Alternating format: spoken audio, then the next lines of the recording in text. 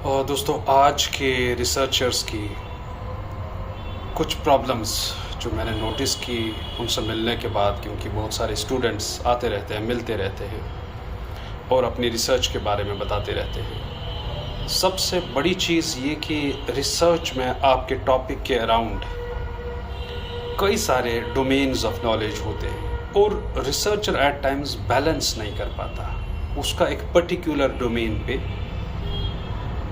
कभी कभार बहुत ज़्यादा ध्यान जाता है, वो एक एरिया में अपना बहुत सारा वक्त ज़ाया कर देता है और वहाँ पे क्या होता है, जो सब्जेक्ट मैटर ऑफ डिस्कशन जो है जितना चाहिए नहीं, वो एक ही थीम की ओर अपना ज़्यादा एक्सपर्टीज़ हासिल कर लेता है जो उसके ज़्यादा काम नहीं आता और जो एक पूरा थीसिस बैलेंस है वो बिगड़ जाता है। उसका एक पहलू पे ज़्यादा होल्ड है और कुछ और ऐसे एरियाज़ हैं जहाँ पे उसको मालूम ही नहीं कि क्या करना चाहिए था।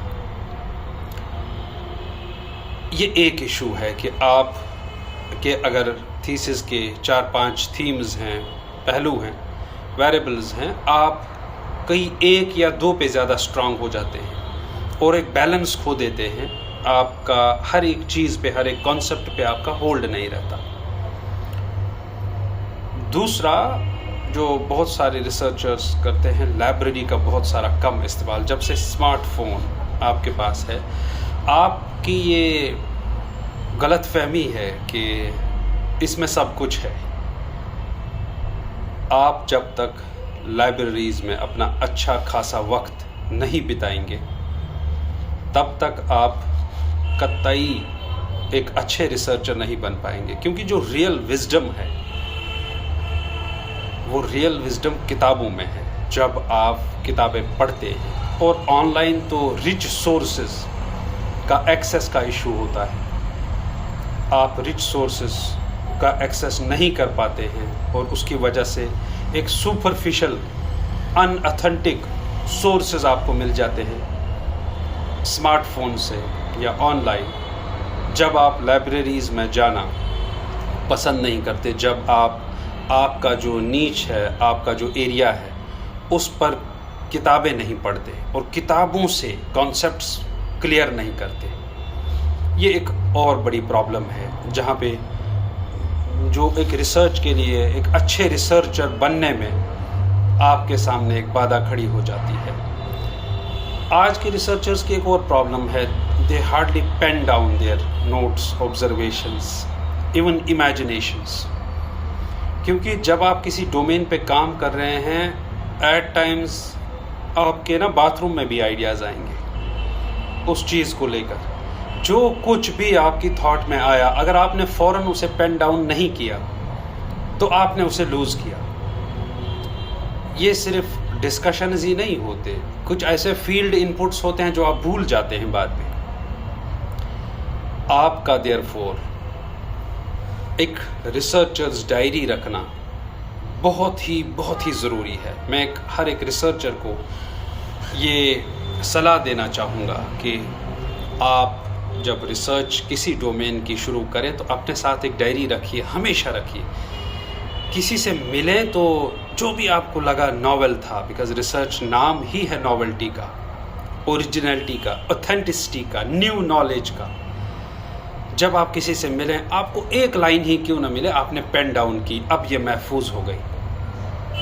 ये आपके लिए बहुत ज़रूरी है। दोस्तों, एक और प्रॉब्लम जो मैंने आज के रिसर्चर्स में देखी वो ये कि वो अक्सर रिस्पोंडेंट्स के पास एक बार जाकर थक जाते हैं और वो ये गलतफहमी उनकी कि एक ही बार में ना लोग खुल जाते हैं और लोग आपको वो सब बता देंगे जो आपने पूछा।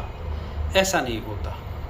Going back to the respondents, मैं हालांकि कल ही कॉन्फ्लिक्ट जोन्स की बात कर रहा था, मैं उसमें ये बता रहा कि सबसे बड़ी प्रॉब्लम जो फैल्सिटी की है, जो लैक ऑफ ऑथेंटिक इन्फॉर्मेशन है अबाउट कॉन्फ्लिक्ट जोन्स, वो इसी वजह से है कि जो रिसर्चर्स गए वो फंड की लालच में गए। जो रिसर्चर्स गए उनको फंडेड प्रोजेक्ट मिल गए, उन्होंने बाद में वापस जाना और रिस्पोंडेंट्स के साथ फिर से अपनी आइडेंटिटीज़ को नेगोशिएट करना ज़रूरी नहीं समझा।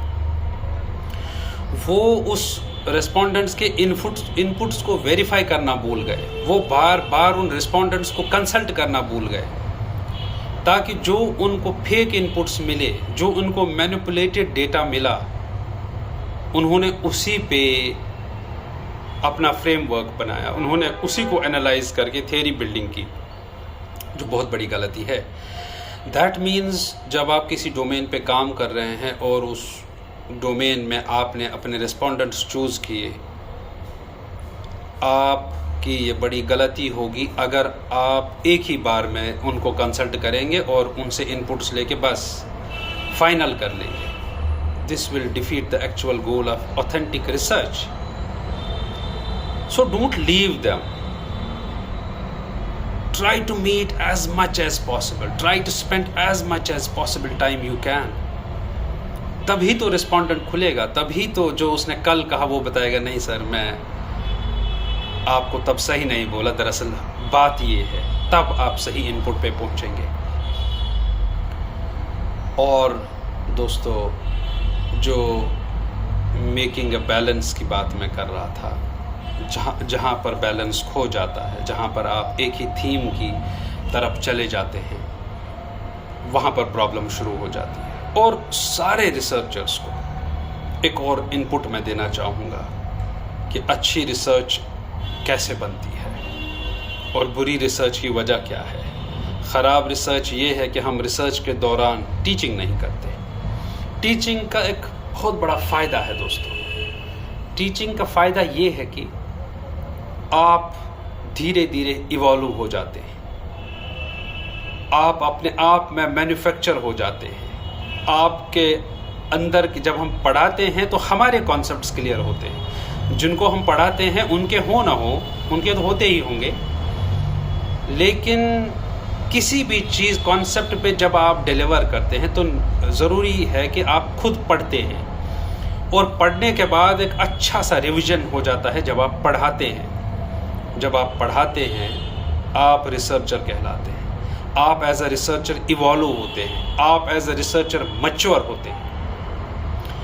देयरफॉर अच्छी रिसर्च के लिए और अच्छा रिसर्चर बनने के लिए टीचिंग करना ज़रूरी है। आप कहीं भी पढ़ाएं, व्हाइल यू आर रिसर्चिंग, आप अपने डोमेन रिलेटेड पढ़ाएं और अच्छा, आप कुछ और भी पढ़ाएं बेहतर, लेकिन पढ़ाएं।